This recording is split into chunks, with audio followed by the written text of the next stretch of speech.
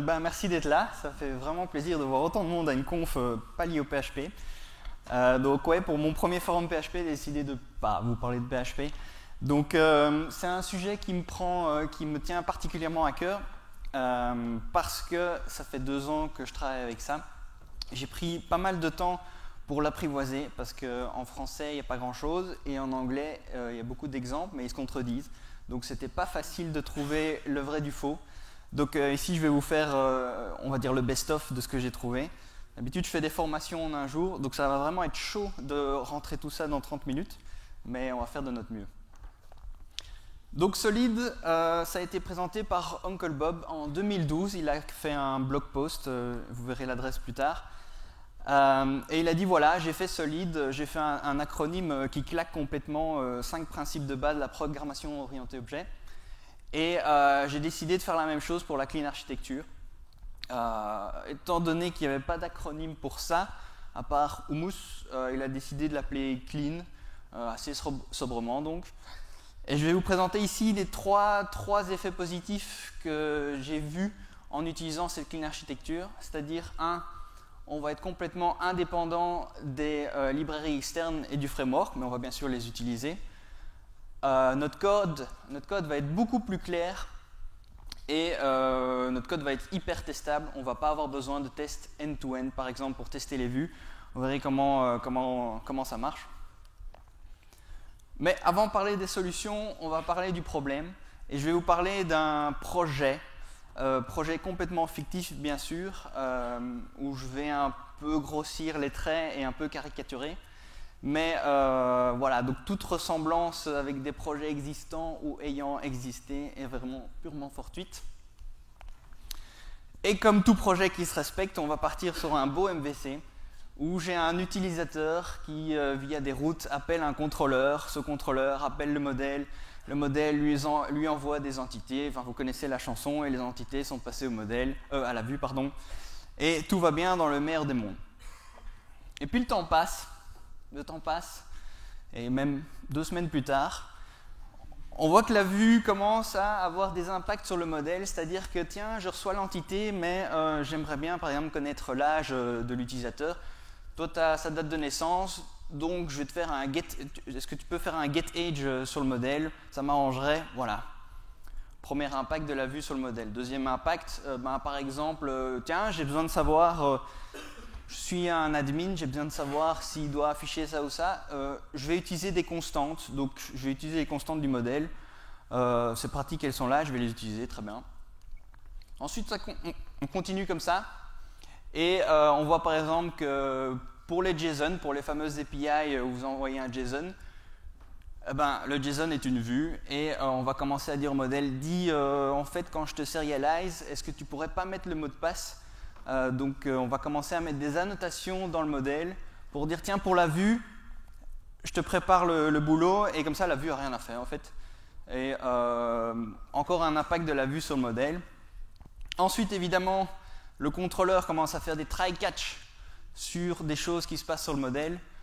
Typiquement le fameux try-catch ORM entity not found. Et quand il y a une entity not found alors je vais faire une 404. Donc là, le contrôleur commence à même connaître l'infrastructure et quelles sont les librairies que vous utilisez. Ensuite, la vue, elle continue un peu son petit bonhomme de chemin. Elle a besoin de choses qui viennent de l'extérieur, typiquement l'ADB. Par exemple, voilà, mes traductions sont là dans la base de données. Évidemment, je ne vais pas faire de requête SQL dans la vue parce qu'on n'a jamais fait ça, n'est-ce pas? Et on va passer par un petit plugin Twig, si vous faites du Twig, du Blade ou quoi que ce soit, qui va lui-même faire l'appel à la base de données. Donc on va pouvoir faire un maclé pipe translation from DB, et ça va très bien fonctionner. Le temps continue à avancer, et puis alors on commence à se dire, tiens, est-ce que je dois mettre mon code là au final? Là, dans la DB, une store procédure. Bref, on n'a plus de frontières. On met le code où ça fait le moins mal. Le contrôleur commence à être un peu l'endroit où, vous savez, on fait des quick fix. On va mettre ça là parce que ça marche. Le développeur, il dit, ouais, voilà, je mets ça là, c'est bon. Évidemment, je dois faire des tests end-to-end parce que c'est pas facile. Je dois tout prendre en même temps pour tester ma logique. Mon if qui se trouve dans ma view, il a besoin de tout. donc test end-to-end bien sûr. Et puis quand on arrive au refac, un nouveau développeur arrive et dit putain c'est moche ce que vous faites, je vais essayer de refac, et puis alors on dit ok vas-y. Et puis il réfléchit un peu et puis il se dit, vous savez le vieil adage du développeur, il dit si tu casses ça devient ton code, donc après c'est bien que tu t'en occupes. Non ben ok je vais pas changer, je vais pas refac, donc voilà. Après un an, notre projet est parti complètement en cacahuète. Les dépendances n'ont jamais aussi bien porté leur nom, on est vraiment plugué entièrement au framework, voire même pire, on est plugué à une version spécifique d'un framework. On est, ouais, tu sais, j'utilise le framework X 6.2, on aimerait bien passer à la 6.4, mais on réfléchit un peu, on sait que c'est une mineure, ça devrait passer, mais on ne le fait pas, parce qu'on a un peu peur. Et alors la version 7, n'en parlons pas. En plus, ils ont changé la structure des dossiers, on doit changer tout ça. On va le faire quand on aura le temps, c'est-à-dire... Merci. Donc voilà, on garde le priette pour plus tard, et c'est bien sûr pareil pour les librairies. On utilise Guzzle à fond de balle partout, etc., etc. Swiftmailer, enfin vous connaissez la chanson. Et on arrive à ce genre de questions sur Stack Overflow. Tiens, comment est-ce que je run une commande d'un contrôleur? Est-ce qu'un contrôleur peut appeler un autre contrôleur? Est-ce que mon contrôleur, est-ce que je peux l'appeler via ma ligne de commande? Waouh! Ok, oui, tu peux, ça c'est la bonne nouvelle, les frameworks le permettent. La mauvaise nouvelle, c'est de dire, est-ce que c'est vraiment ça que tu veux faire? Sachant que là, vous voyez, toutes les questions portent sur le contrôleur qui est à la base juste un truc qui transporte les données de l'extérieur et les amène vers l'intérieur et vice-versa. Et toutes se portent sur un framework. J'en ai mis deux, il y en a d'autres, Codeigniter c'est pareil, je ne voulais pas faire de jaloux. Bref, on a besoin d'une solution. Et la solution, je vais vous parler de 3 solutions que apporte la Clean Architecture. La première, c'est qu'on va essayer de diviser le code pour voir un peu comment est-ce qu'on peut être indépendant du framework et des librairies.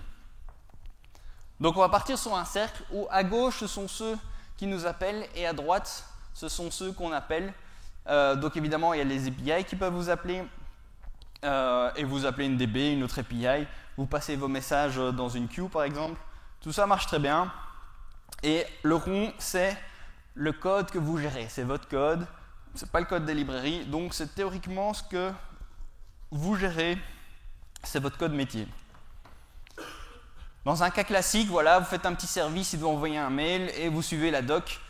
C'est très bien, dans SwiftMailer, on me dit de faire un new Swift message, que se passe un SwiftMailer. J'appelle sendMail, ça marche bien, c'est facile. Voilà, 2 problèmes déjà. On se plug entièrement à une librairie. Deuxième problème, il y a un projet. Il y a une chose qui dit pour les développeurs, c'est don't mock what you don't own. Ici, ça veut dire qu'on ne peut pas moquer ce qui ne nous appartient pas. Ici, si on veut tester le service, on va devoir moquer SwiftMailer. C'est pas dingue. Bref, ça sent déjà mauvais, surtout quand le jour où arrive où plusieurs services doivent envoyer des emails. Et là, évidemment, vous me voyez venir, le jour où on doit mettre à jour SwiftMailer et que c'est plus exactement comment c'était avant.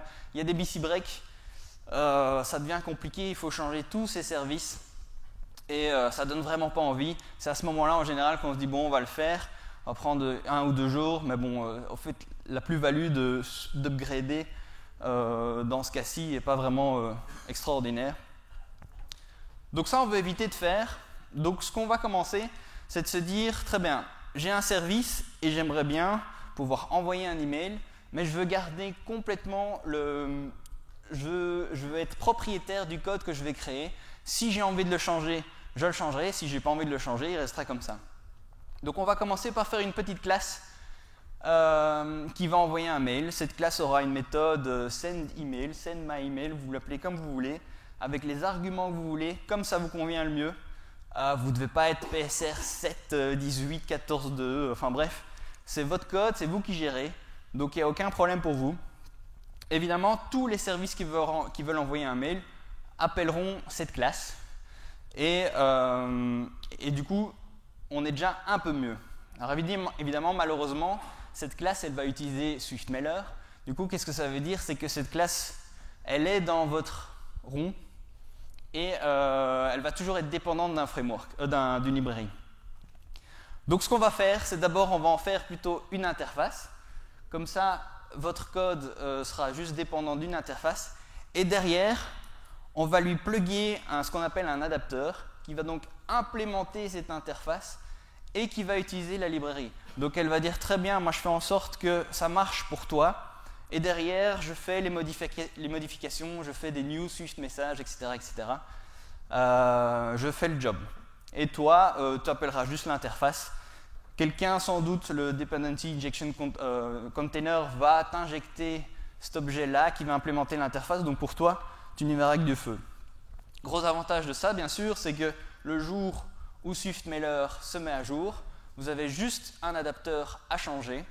Encore plus cool, si vous voulez comparer deux messageries, enfin type SwiftMailer, PHPMailer ou tous ceux qui vont encore sortir dans les prochaines années, bah vous faites deux adapteurs. Théoriquement, ils doivent fonctionner de la même manière, ce qui veut dire que si vous avez un test fonctionnel sur les emails qui envoie un email et ça marche très bien avec PHPMailer, avec SwiftMailer, vos adapteurs sont 100% compatibles. Vous pouvez commencer même à faire des tests de performance si ça vous amuse. Et votre rond, avec le vert, va jamais changer. Les interfaces seront toujours les mêmes. Ça, c'est vachement cool. Ensuite, on va faire la même chose pour l'input. Donc, en gros, tout ce qui est de nouveau, tout ce qui est à l'intérieur est à nous. Mais ce qu'on va exposer à l'extérieur, ce sont juste nos interfaces, pas de classes concrètes. Donc, ça va vous permettre éventuellement de switcher de classes concrètes sans que l'extérieur s'en aperçoive. Donc, ça, c'est cool. Avec ça, on est donc théoriquement dépendant des librairies et des fameux contrôleurs. Ce que je vous expliquais, évidemment, il y en a qui connaissent, c'est l'hexagonal architecture. Donc, vous faites un hexagone. À gauche, c'est les primary actors. À droite, c'est les secondary actors. Les petites interfaces s'appellent des ports en hexagonal et les adapteurs s'appellent des adapteurs, donc ça c'est bien. Et théoriquement là, on se dit il n'y a plus besoin de parler de contrôleur, seulement ça dépend parce que si ça se trouve vous avez de la logique encore dans vos contrôleurs.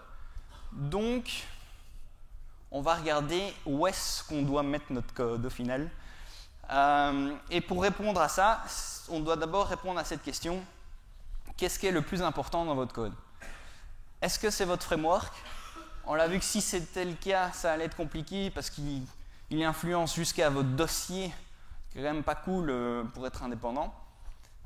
Et la base de données, où elle est le centre du monde pour certaines applications, vous savez, on part parfois du user entity qui a son user repository, qui a son user service, ça c'est cool, et puis après vient le jour où on ajoute des méthodes. User service a besoin de role service, qui lui-même a besoin de user service, et là vous êtes bloqué. Donc ça c'est le genre de truc qu'on voit quand on part sur une architecture comme ça. Et ça me fait penser à une histoire, j'avais donné une formation il y a 2 mois, et ils m'ont dit, voilà, on attend le produit, ils sont prêts à 95%, 95%, pardon. Ouais, je suis belge. Et on attend un peu ce qu'ils vont dire parce que tant qu'ils ne sont pas prêts, il y a les 5% restants. Notre schéma DB, on ne va pas le faire tant qu'ils n'ont pas fini. Tant qu'il n'y a pas de schéma de DB, on ne fait rien. Bon, ok. Donc là, je leur ai dit, vous savez, le centre de votre application, c'est plutôt les actions qu'on va faire sur votre application. Donc pour ceux qui font de l'UML, c'est le fameux diagramme de use case. Pour ceux qui font du story mapping, c'est les features. Pour ceux qui font du Scrum, ça dépend un peu de la taille, mais c'est soit une epic, soit une bête feature, user story. Donc ce sont vraiment vos points d'entrée. Techniquement, il y aura une classe par action. Tout le code de l'action va se trouver dans cette classe. Bien sûr, vous pouvez après dispatcher sur d'autres services, mais tout se passe là. Et donc, comment on va le faire? Évidemment, on va faire une classe dont l'instance aura une méthode execute. Si ça vous rappelle le pattern commande, c'est ça. Donc on va partir là-dessus, on va voir où est-ce que ça nous mène. Donc on a notre petite classe register avec sa méthode execute. Bien sûr, elle est dans l'hexagone puisque ça nous appartient. Ce qui est cool, comme on a vu, on va faire une interface devant, un port. Et grande subtilité, c'est qu'une fois que register a fini son process, plutôt que faire un return, elle va dire tiens, je vais donner ma réponse à mon port secondaire dans la partie de droite, comme si j'envoyais un message sur la queue. Et derrière, ça m'importe très peu de qu'est-ce qui va se passer. mais visiblement, il y a sûrement quelqu'un qui va présenter les données que je vais renvoyer. Ça, on le verra plus tard comment ça marche. Et donc, ça, c'est le petit graphe de comment marchent les use cases. Okobop les appelle aussi interactors. Le port d'entrée, dans ce cas-là, on l'appelle input boundary, c'est exactement la même chose que le port primaire. Le port de sortie, c'est l'output boundary, c'est exactement la même chose que le port secondaire, donc juste un autre nommage. Pour l'input, c'est très très simple. Donc ce que vous allez passer à votre requête, ce que vous allez passer à votre execute, c'est une requête toute basique qui n'extend de rien, qui n'a pas qui a juste des types simples, string, number, int, array, ce genre de choses. Pas de value object currency ou que sais-je. Tout est public, donc bien sûr vous pouvez typer aussi. Tout est public, donc ouais, si vous voulez faire un constructeur, vous pouvez. Si vous voulez faire des getters, des setters, vous pouvez, mais franchement, ça vaut vraiment pas la peine de le faire pour ça. C'est ce qu'on appelle un DTO, Data Transfer Object. Il va juste permettre de passer des données d'une partie à une autre partie en traversant l'hexagone. Pour la réponse, c'est pareil. En fait, quand le register a terminé, il dit ben voilà, félicitations, tu as un utilisateur, ou bien si quelque chose s'est mal passé, tu auras sûrement une liste d'erreurs, ce sera peut-être une liste de strings. Et voilà, le user dans ce cas-ci, ce ne sera pas l'entity, mais ce sera juste ce qu'on veut exposer dans la réponse. Donc c'est-à-dire, vous n'avez pas besoin de donner l'entity parce que probablement que vous n'allez pas vouloir donner le password haché à la sortie. Donc là, vous allez devoir faire un autre petit objet qui ressemble à une entity mais qui n'est pas l'entity. Alors après, le moyen le plus simple pour dire au register execute, tiens, passe la réponse à ton voisin, c'est de se dire, ok, au moment où j'appelle execute, je vais te donner la requête et je vais aussi te donner la personne que tu dois appeler vers la fin. Un peu comme un preg match, pour ceux qui font malheureusement du regex. C'est pareil, sauf que l'output, c'est pas vraiment une référence, même si c'est un objet. Mais on va lui dire, tiens, appelle ça quand tu as fini. Donc, ça sert à rien de thrower des exceptions ou quoi. Toutes les erreurs vont être dans cette réponse-là. Et l'output boundary va juste dire, moi, tu fais juste un present avec la réponse. Et a priori, moi, je ne vais rien te renvoyer parce que ce n'est pas ton job de savoir ce que je fais. Donc, voilà. Donc, on a une espèce de petite boucle. Je te donne une requête avec l'output, tu me renvoies une réponse, et c'est tout simple. Après, on se dit, bon, on en est là, on a une réponse qui vient à notre hexagone. Qu'est-ce qu'on fait dans la vue? Évidemment, ce qu'on veut, c'est simplifier la vue, parce qu'on ne veut pas que la vue appelle à DB, on ne veut pas qu'elle appelle des constantes, ce genre de choses. On ne veut pas de logique métier dans la vue, on sait que c'est compliqué à tester. Du coup, si on repart sur notre use case et qu'on dit, voilà, je donne ceci à mon output, ma réponse à mon output, on peut se dire, très bien, on va juste mettre la vue derrière. Et cette vue aura donc la méthode present, elle va recevoir une réponse, et puis elle va passer ça au twig, au blade, ou quelque chose comme ça. Évidemment, ça veut dire que si on fait ça, on a toujours une logique qui va se trouver dans la vue. Donc, c'est pas ça qu'on veut. Du coup, on part sur un pattern qui s'appelle le MVP, c'est le Model View Presenter, qui est connu plutôt du côté des interfaces graphiques. Et donc, le use case va passer ça sans le savoir à une classe, un objet qui s'appelle présenteur, qui aura la méthode present, comme c'est original. Et son seul et unique but va être de transformer la réponse et d'en créer un autre DTO qu'on va appeler le view model. Ce view model est totalement lié à la vue. C'est-à-dire que si dans votre vue, vous avez un titre, il y aura un attribut dans ce DTO, dans cet objet, qui dira titre. Si vous avez un label dans votre bouton, il y aura un attribut label du bouton. Si votre bouton est disable, vous aurez un attribut qui dit le bouton doit être disable, true. Si vous recevez une date sous un format d'un objet date, vous allez déjà le formater en string pour que la vue n'ait rien à soucier. Ils disent très bien, moi je vais prendre ça, je vais mettre ça là, ça je vais mettre ça là. Je vais faire une petite loupe parce que j'ai un array visiblement, je vais mettre ça là, là, là. Je vais mettre l'attribut disable puisque tu m'as donné un booléen qui dit disable true.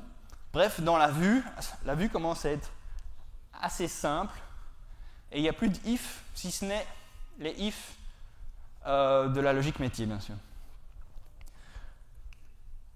Voilà à quoi pourrait ressembler un vue modèle si on part sur le use case search view dans le format HTML. On voit qu'on a l'HTTP code qui se trouve là aussi. On a le titre de la page, on a la liste des produits. Ils sont available, pas available, en fonction du stock, en fonction de la date de sortie du produit, etc. etc. On a le label qui est désablé, etc. Et évidemment, vous pouvez vous dire, mais si je donne ça à la vue, c'est du pain béni. Franchement, qu'est-ce que la vue va encore faire? Je vais faire de l'HTML, très simple. Et puis, que je fasse du Twig, du Blade ou du Smarty pour les plus nostalgiques, ça va être pareil. Votre vue, votre template, moteur de template va juste être un plugin sur votre architecture. Et franchement, à quoi bon tester la vue à ce moment-là? Il n'y a même plus de logique, c'est comme tester un getter presque. Évidemment, si votre output est un JSON, vous n'allez sans doute pas avoir de titre de search button label, ce genre de choses.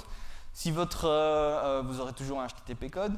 Si votre output est une ligne de commande, probablement que vous aurez juste des produits avec peut-être quelque part dans la liste un truc qui dit ça doit être en rouge, ça doit être en orange. Pourquoi est-ce qu'on met ça? Parce qu'on n'a pas envie que la vue se dise s'il y a un stock de moins de 5, je dois le mettre en rouge. Non, c'est pas son job. C'est le job du présenteur de savoir toute cette logique et de donner un vue modèle le plus complet possible pour que la vue soit super simple. Si on repart de zéro et qu'on prend tout ça en même temps, voilà ce que ça donne pour un process d'action. Vous avez votre contrôleur qui va faire une requête. Cette requête va être passée à un use case. Ce use case va appeler des entities, des services, des modèles, tout ça. Il va créer des entities, il va appeler des factories, et il va appeler éventuellement, si ce n'est pas le service qu'il fait, des repositories. Derrière ça, évidemment, on appelle des interfaces parce qu'on sort de notre hexagone. Donc, on va implémenter le repository derrière qui va appeler la DB.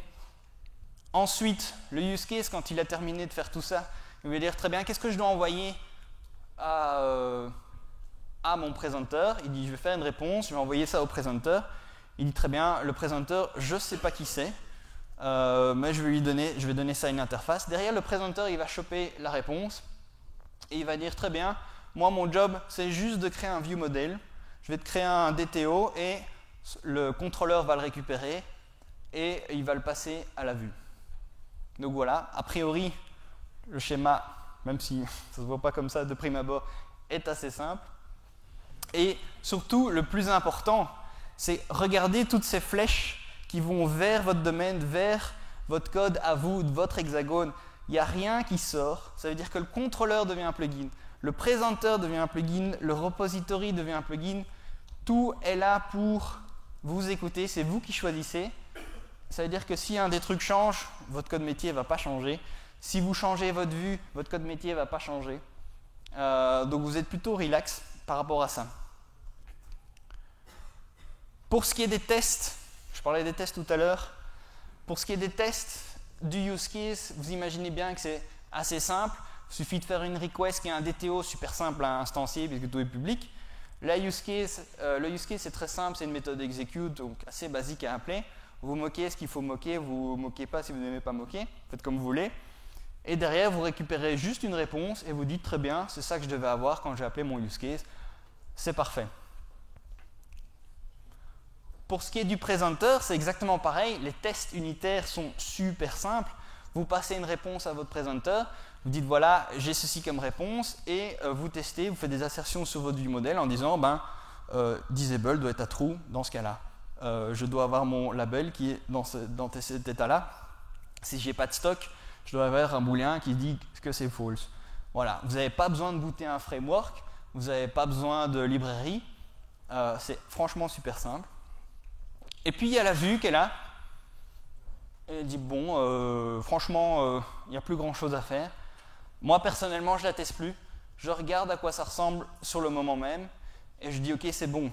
Franchement, on parlait de pragmatisme tout à l'heure, c'est tellement simple qu'il faut se dire ok, quel est le temps passé pour écrire ce test-là et qu'est-ce qui va vraiment m'apporter? Pas grand-chose sans doute si je venais tester l'HTML, mais bon, en fait vous allez faire des assertions sur l'HTML que vous venez d'écrire dans votre Twig ou dans votre Blade, donc franchement, ce ne sera peut-être pas une grande plus-value, mais si vous voulez faire, vous pouvez. Voilà, on arrive sur la conclusion. Alors évidemment, tous ceux qui se disent on va pas faire une classe pour ça, j'en connais. Donc effectivement, on peut se dire bah voilà, il y a plus de classes, ça va être le bordel. En fait, pas trop. Mais surtout, il faut penser, tiens, il y a deux objets qui se ressemblent, mais est-ce qu'ils vont avoir la même vie ensemble? On peut se dire, ben, en général, on passe des entités à la vue, et puis voilà, c'est parce qu'un user dans la DB, dans Doctrine par exemple, ça ressemble exactement à un user dans la vue. Voilà, est-ce que c'est le fruit du hasard? Sans doute que non. Mais ils ne vont pas évoluer en même temps. Donc si j'ai une modification de field dans mes entités, je n'ai pas forcément envie de modifier ma vue. Les choses n'ont rien à voir. On parle de separation of concern. Et ça, c'est vachement important d'essayer de garder au maximum. Ça a besoin d'un peu de temps pour démarrer. Voilà, en général, je conseille de faire une petite formation. Mais franchement, une fois que vous êtes calé, vous êtes bien calé, et au final, tout vient assez naturellement. Donc, il ne faut pas avoir peur de ça. Et on verra plus tard, j'ai d'autres exemples. Vous allez être indépendant du framework. Donc, ça veut dire quoi? Surtout, lisez la doc du framework. Il n'y a aucun problème. Mais la suivez pas comme ça aveuglément ou dans la doc, vous appelez votre repository du contrôleur et c'est gagné. Non, non, non, non, non.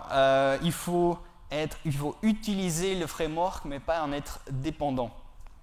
Si vous vous mariez avec, vous allez perdre au long terme parce que eux, ils vont avancer, tandis que vous allez être là, bon, je dois upgrader. Donc, ne rien faire entrer dans votre hexagone. Bon, on a vu, c'était stable, indépendant de la UI, c'est super, de la DB, toutes les librairies externes aussi, grâce à l'hexagone. Votre structure sera beaucoup plus claire. En général, on a un dossier use case dans lequel se trouvent tous vos use cases. Donc, quand vous avez un nouveau, vous dites, ben voilà, tous les points d'entrée sont dans ce dossier-là, tout le code est là. Tu ne dois pas aller un petit peu dans le contrôleur, un peu dans le service, et puis il y a aussi un peu de code dans la vue. Tout est vachement clair.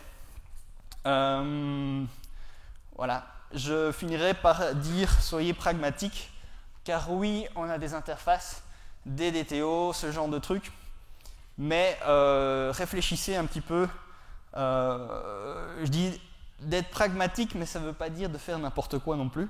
Ça ne veut pas dire que, par exemple, typiquement pour l'entrée, mon use case, je ne fais pas d'interface, j'avoue. Mais il faut savoir pourquoi est-ce qu'on le fait, pourquoi est-ce qu'on le fait pas, quand est-ce qu'on le fait et quand est-ce qu'on le fait pas. Ce sont des règles, pas des dogmes, donc ils sont faits pour être transgressés, mais si on les transgresse, il faut savoir pourquoi. Quand on est junior, on transgresse tout sans savoir, et on est là avec un code bizarre à la fin. Ici, connaissez-les, c'est très important, et mesurez le pour du contre de ok, je dois faire ça, je dois pas faire ça, je ferai une interface après. Franchement, il faut être conscient du coût et du temps pour faire machine arrière aussi, quand on n'a pas bien fait les choses. 5 adresses, oui 5. La première adresse, c'est la Clean Architecture, c'est le fameux blog dont je vous parlais, c'est le blog post en 2012, donc ça fait déjà il y a 7 ans. Deuxième adresse, c'est un projet perso que j'ai fait pour une Progressive Web App, c'est du JS. Avec deux moteurs de template qui tournent pour la même app, c'est-à-dire il y a React et Vue, avec 95% du code partagé. Ça marche super bien, il y a un dossier Vue, un dossier React, et dans lequel il y a juste des templates. Donc même switcher de framework, c'est super simple, ça marche super bien avec le front-end. Le but, c'était d'avoir la même logique dans le back et dans le front. Ici, je simule le back de Node, mais bon, ça marche super bien. Troisième exemple, c'est un exemple concret aussi en PHP. Donc je suis parti de Symfony 3, j'ai upgradé Symfony 4 super simplement. Si ça vous intéresse, le dossier de Symfony se trouve dans /src/infrastructure /Symfony 4. Pas du tout à la base du truc, mes contrôleurs sont là-bas un peu cachés. Quatrième lien, c'est mon blog. Je mets 2 articles par an, donc allez-y, ça me fera un peu de visite. Il y a des articles sur Solid, c'est pour ça que je l'ai fait, donc n'hésitez pas à aller voir. Et le dernier lien, c'est là où je bosse. Donc on a une plateforme qui met en relation des freelance IT avec des sociétés. C'est entièrement gratuit, on ne prend pas de commission. Donc peut-être que ça peut vous intéresser si vous cherchez un emploi ou si vous cherchez des devs. Merci à tous d'être là, d'être si nombreux, c'était vraiment cool. N'hésitez pas à faire des feedbacks sur Joined-in. Je vous payerai une bière à tous ceux qui mettent un feedback, qu'il soit bon ou mauvais. Je remercie Vincent Chalamon pour sa relecture. Je remercie Sami Sadati pour le super design des slides. Et je pense que j'ai tout dit. Merci beaucoup.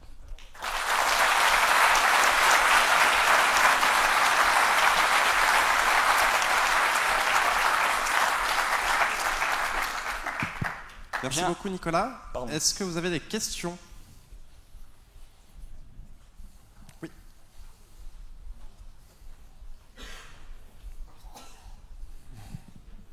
Bonjour. Bonjour. Est-ce que tu dirais que le clean code est un prérequis à la clean architecture ou en fait ça peut aller l'un sans l'autre ou... Alors tu peux faire de la clean architecture et nommer tes variables n'importe comment. Enfin, je ne lui parle pas que c'est juste ça. Mais bon, est-ce que c'est un prérequis? Oui et non. Je pense que tu peux faire. On peut quand même partir un petit peu en cacahuète si tu suis ça, mais que tu le suis mal. Tu dis bah je ferai l'interface plus tard, je ferai ceci plus tard. Clean code aide un petit peu effectivement, mais je pense pas que ce soit un prérequis, non. D'autres questions? Bonjour, Bonjour. et merci. Je voulais juste savoir au niveau de la structure, quand tu dis, alors on parle par use case, comment tu organises au niveau de ton code, enfin tes dossiers, tes fichiers? Tu fais vraiment un dossier par use case ou alors c'est une classe de use case et après il y a des trucs... Ok, ça marche, merci alors. Merci beaucoup. Bam.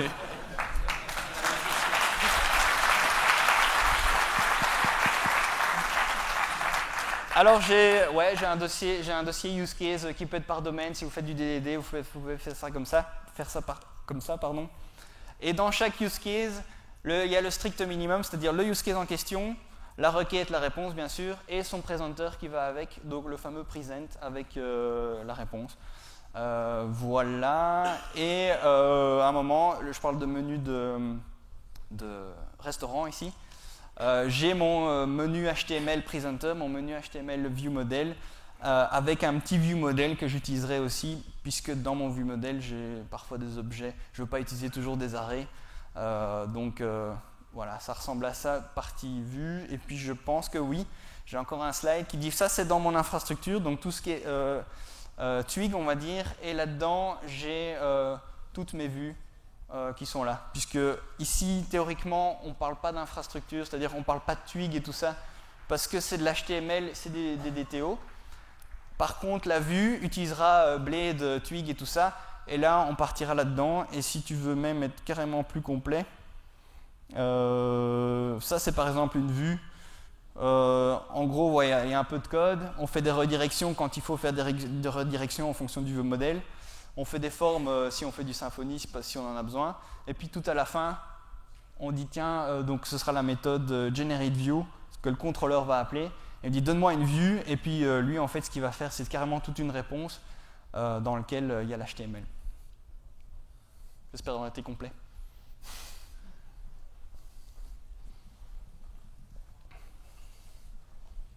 Bonjour, Bonjour. merci beaucoup pour le talk. J'ai une question un peu peut-être relou. Voilà, parfois on a une application, il y a une page, on va faire une recherche de user par ID, dans une autre page une recherche par email, après il y a un listing et on peut les rechercher par différents critères, en plus on peut sort. Ouais. Du coup on est super tenté de se dire ah c'est le même use case, il y a Ouais. une seule request avec plein d'attributs. Ouais. Mais parfois on se dit peut-être je fais un truc dégueulasse, en fait j'aurais pas réutilisé, j'aurais faire 3 use cases différents. Donc est-ce qu'il y a une réponse pour ce genre de dilemme? Non. Je m'en doutais un peu malheureusement, merci. Moi personnellement je partirais sur le même use case, effectivement, voilà, avec des attributs différents dans la requête. Franchement, je disais être pragmatique, commencer par un, splitter si nécessaire. Voilà, ça répond pas à toutes les questions, ça répond juste à certaines questions de comment être dépendant, faire des tests plus simples. Mais par contre, ce genre de cas, ce qui est intéressant avec la clean architecture, c'est que tu vas commencer à te poser ce genre de questions plutôt que est-ce que je mets le code dans le contrôleur ou dans la vue. Donc voilà, c'est peut-être des questions un peu plus philosophiques, on va dire. Bonjour. Bonjour. Si tu prends le cas d'une application déjà existante Oui. qui a un certain vécu, qui n'a pas du tout appliqué ces principes-là, et que Oui. tu commences à les appliquer, est-ce que ça va pas être plus bordélique que ça ne l'est déjà? Alors c'est une très bonne question. Ça peut effectivement.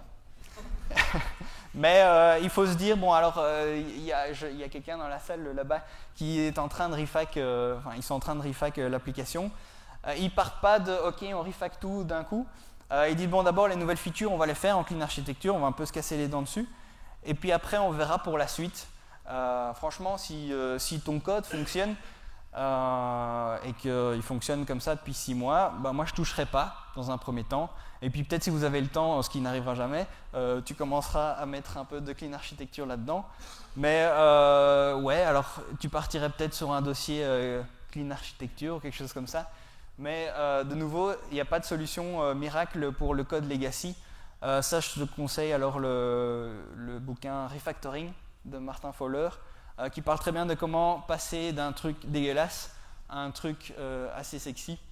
Et ça pourra t'aider, mais clairement la clean architecture est pas, on ne parle pas de refac là-dedans. Ça dépendra de... Bonjour. Pardon. Je suis un peu curieux. Je voudrais savoir comment vous mappez vos entités à la DB, comment vous validez vos entités métiers. Est-ce que c'est à l'extérieur comme c'est du framework? Alors, les validateurs, moi personnellement, j'utilise plus les annotations des entités par exemple.